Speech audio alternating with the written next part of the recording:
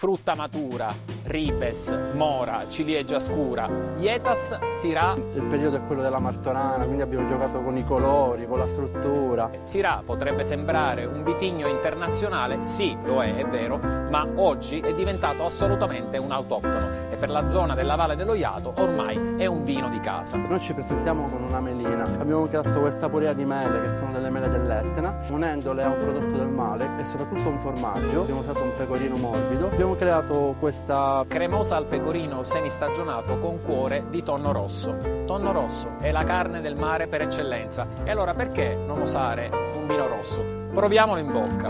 Il vino intenso e riproduce fedelmente tutte quelle che sono le sensazioni odorose nel corredo aromatico e un tannino veramente molto morbido. Con questa freschezza e con questo tannino è un vino molto accattivante, molto avvolgente e si presta ad essere abbinato per parecchie preparazioni siciliane.